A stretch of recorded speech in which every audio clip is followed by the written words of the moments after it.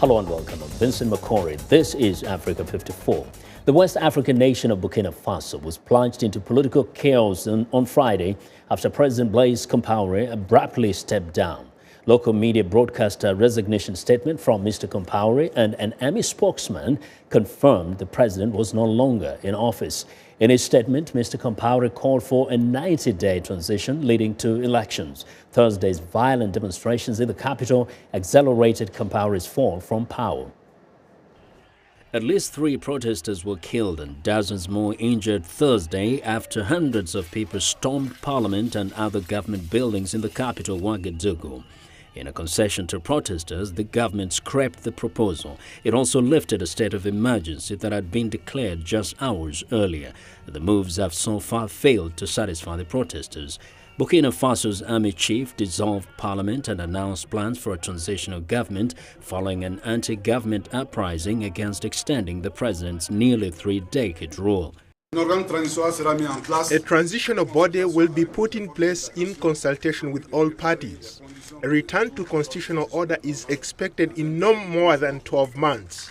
The unrest erupted as lawmakers prepared to vote on a proposed constitutional amendment to allow Mr. Compaoré to run for another term in next year's elections. In France, a group of Burkina nationals held a less violent demonstration, but the message was the same. If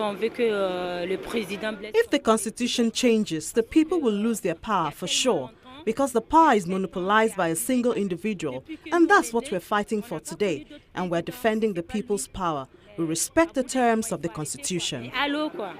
The ruling party has been pushing for months to amend the constitution to eliminate a 2-term limit for presidents that went into effect in 2000.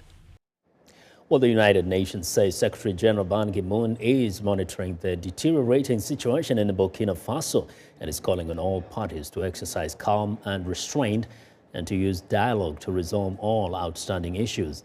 For more perspective on the developments, we are joined by Nyaka Lagoke, an analyst on African issues. Mr. Lagoke, welcome to Africa 54.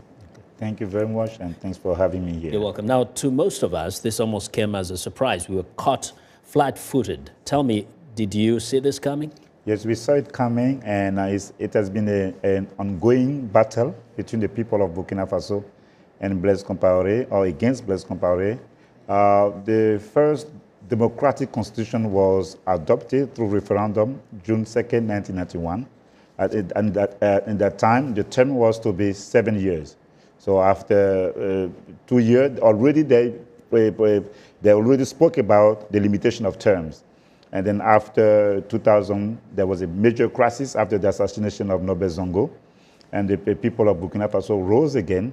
And then they obliged the president, all the forces, to agree on the limitation of term, but this time for 5 years. And then Blaise Compaoré's rule was going to end in 2015.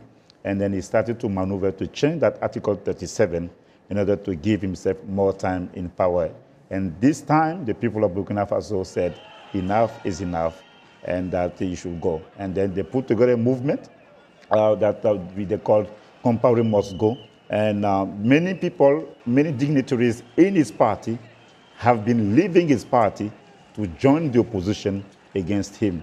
But he thought that he was maybe strong enough in order to crush dissidents and resistance for him to still be in power. So the opposition was not strong enough, especially in parliament, to be able to kind of overwhelm the government as far as their desire to extend this kind of presidential term. Yes, because he's been in power. As you know, he's a military guy. So he's been in power, maneuvering, using different types of methods in order to extend his power. So yes, the opposition was not strong enough in the parliament, but there was a political party of the opposition that he enticed or corrupted, and then that group of that parliamentary group decided to join him for them to get the 3/4 of the votes needed, to avoid the referendum so that Article 37 can be changed. Now, many people don't know a lot about Mr. Compaoré. He was a close friend of the former president, Thomas Sankara, who was assassinated in the 80s. What is it we need to know about his transformation from a military guy to eventually a civilian ruler? Compaoré was friends with Sankara, and Sankara came to power in 1983, and 4 years later, he was assassinated in a bloody coup, and whose beneficiary was to be Blaise Compaoré. Mm-hmm. And then Sankara was a revolutionary hero for millions of Africans, because in 4 years, Burkina Faso became self-reliant, self-sufficient, and it gave a sense of dignity and pride, to all of us.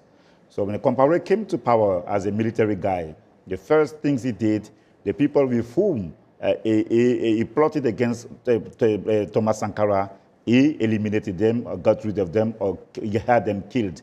And from that time, he has been using his mighty power as a military guy, like in the context of the civilian democratic system, in order to impose his rule and to maintain in power. Now, from what you know about the political situation in Burkina Faso right now, how do you see the future playing out now with the military in control during this transitional period? Okay, well, in the politics, we cannot say for sure that it's going to be we're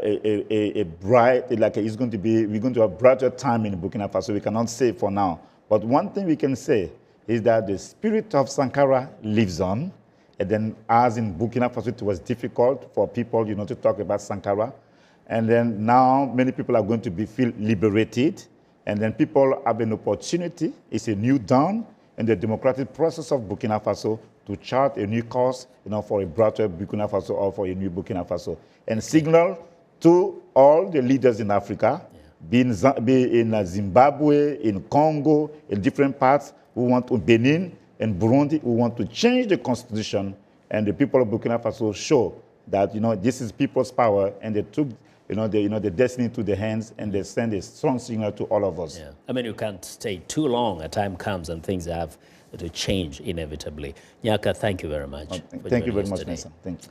Well, Nyaka Lago K is an analyst on African issues based here in Washington.